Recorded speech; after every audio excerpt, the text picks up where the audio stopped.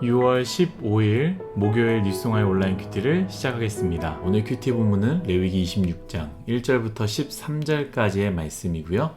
제가 오늘 읽은 말씀은 1절, 2절, 2절의 말씀입니다. 너희는 자기를 위하여 우상을 만들지 말지니 조각한 것이나 주상을 세우지 말며 너희 땅에 조각한 석상을 세우고 그에게 경배하지 말라. 나는 너희의 하나님 여호와임이니라. 너희는 내 안식일을 지키며 내 성소를 경외하라. 나는 여호와이니라. 아멘.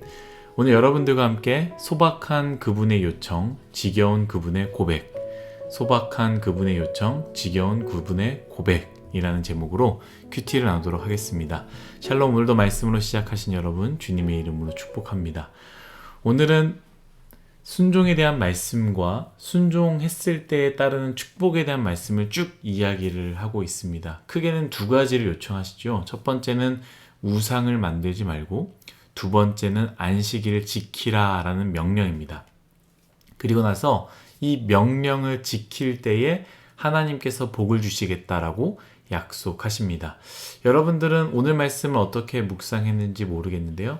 저는 마음에 걸리는 부분이 있습니다. 바로 두 가지입니다. 첫 번째는 하나님의 소박한 요청입니다. 우상을 만들지 말라와 안식일을 지키라는 명령이죠. 물론 제가 소박한 요청이라고 썼지만 사실 소박하지 않다라는 것을 우리는 너무나 잘 알고 있습니다. 우상을 만들지 않는 것과 안식일을 지키는 것 얼마나 어려운 일입니까? 하나님은요, 우상에 대해서 이렇게 말씀하십니다. 너희는 자기를 위하여 우상을 만들지 말지니 라고 말합니다. 사실 애초에 우상은요, 나를 위한 것입니다. 내가 우상을 선택하는 것, 아니 내가 우상을 만드는 것은 다른 것이 아니라 나 스스로를 위함입니다. 제가 우상은 하나님보다 더 사랑하는 것이 우상이다 라고 이야기했는데요.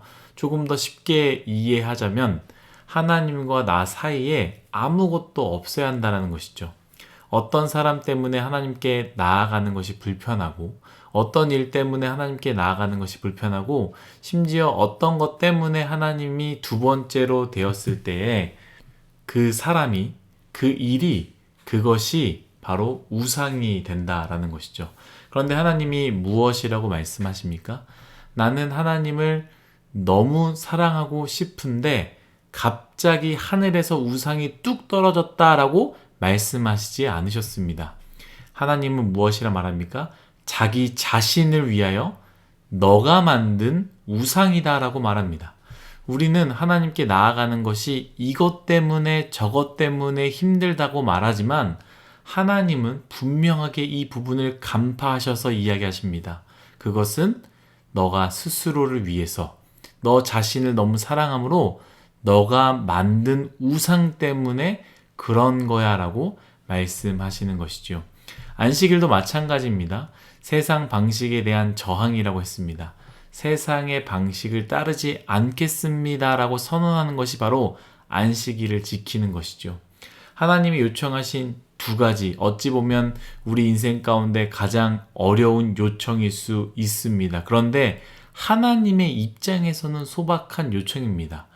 왜 소박한 요청인지를 여러분들과 나누려고 하는데요. 바로 하나님의 요청 뒤에 나오는 하나님의 고백 때문입니다. 다시 한번 말씀을 읽도록 하겠습니다.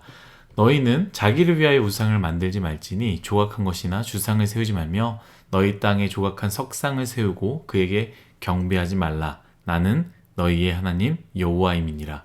너희는 안식일을 지키며 내 성소를 경외하라. 나는 여호와이니라. 아멘. 하나님은 우리에게 명령하신 후에 무엇이라고 이야기하십니까? 나는 너희의 하나님 여호와임이니라 라고 말씀하십니다. 레위기를 집중해서 읽어본 사람들은 알겠지만 레위기 말씀 내내 하나님은 동일하게 말씀하십니다. 거룩해야 된다? 나는 너희의 하나님 여호와니라. 가난한 자에게 잘해야 된다.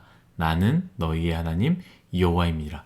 하나님은 끊임없이 우리에게 나는 너희의 하나님 여호와다 라고 말씀하시는데요. 여러분들은 이 부분을 어떻게 생각하는지 모르겠지만 또한 신학적인 의미가 있지만 제가 오늘 이 말씀을 묵상하면서 느낀 것은 무엇이냐? 하나님의 짠한 고백이었다라는 것이죠. 나는 너의 아버지다. 나는 너의 아버지다. 내가 너의 아버지인데 다른 사람에게 나아가 아버지라고 부르지 않았으면 좋겠다. 나는 너의 아버지다. 제가 딸이 있지 않습니까? 감사하게도 아직까지는 그런 이야기를 듣지 않았는데요. 종종 아이들 입에서 혹은 TV에서 드라마에서 이런 고백을 하는 것을 들었습니다. 다른 친구의 엄마를 보면서 너의 엄마가 나의 엄마가 되었으면 좋겠다. 너의 아빠가 나의 아빠였으면 좋겠다 라는 말들을 하는 그런 친구들이 있다라는 것이죠. 만약에 나은이가 그런 이야기를 했다면 참 속상할 것 같습니다. 잠깐 아이스크림을 잘 사주고 잠깐 사탕을 사주고 원하는 것을 선물해주고 원하는 것을 갖게 해줬다고 해서 저 사람이 나의 부모였으면 좋겠어. 저 사람이 나의 아빠였으면 좋겠어 라고 말한다면 부모님의 마음이, 아빠의 마음이 어떠하겠습니까? 하나님께서 우리를 향한 이 간절한 고백, 내가 너의 아버지다 라는 이 고백을 마음을 열고 한번 들어보십시오. 제가 왜 하나님의 소박한 요청이라고 하신지 아십니까? 사실 우리에게 우상을 만들지 말고 안식일을 지키지 말라는 것 너무나 어렵지만 하나님의 저 애절한 고백, 저 마음을 조금만 이해한다면 이 하나님의 요청이 얼마나 소박한 요청인지 모릅니다. 하나님이 나의 아버지임을 마음으로 받아들일 때 다른 사람에게 가지 말라. 다른 사람을 아버지라 부르지 말라라는 것이 그렇게 힘든 일이 되겠습니까? 하나님이 나의 아버지임을 마음으로 고백하고 하나님이 나의 인생 가운데 책임져 주신다라는 것을 마음으로 받아들일 때 세상의 방식으로 살아가지 않고 아버지의 뜻대로 살아가는 것이 그렇게 힘든 일이겠습니까? 그런데 우리에게는 힘들다라는 거예요. 이것이 바로 오늘 묵상하면서 저를 불편하게 했던 두 번째 부분입니다. 어쩌면 그 하나님의 애절한 고백, 나는 너의 아버지다라는 그 고백이 우리에게 더 이상 아무런 감흥도 없기 때문은 아닐까요? 나는 너의 아버지다라는 이 고백이요, 이제는 너무나 지겹게 느껴지기 때문이다라는 것이죠. 사랑하는 뉴스송화 여러분, 하나님의 그 애절한 고백, 그 애절한 부탁들이 여러분들에게는 어떻게 다가오십니까? 하나님의 그 애절한 고백과 요청들이요, 마음으로 다가오는 분들에게는 하나님의 그 요청이 소박함으로 다가올 것입니다. 그러나 하나님의 그 애절한 고백과 요청들이 이제 어느샌가부터 지겨움으로 다가오는 분들, 아, 하나님 또 저렇게 이야기하신다. 나에게 또 저렇게 부담스럽게, 어렵게 반복해서 이야기하신다 라고 생각되는 분들에게는 하나님의 그 애절한 고백과 요청들이 나를 지치게 만들고 너무나 힘든 짐으로 다가온다라는 것이죠. 오늘 하루 이 말씀을 묵상하며 하나님의 그 고백을 한번 곰곰이 생각해 보았으면 좋겠습니다. 다 같이 기도하겠습니다.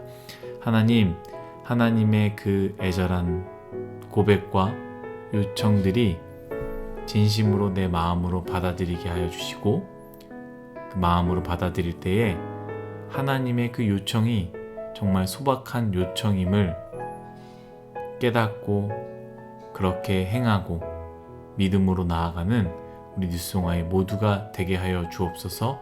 감사하며 예수님의 이름으로 기도드렸습니다. 아멘.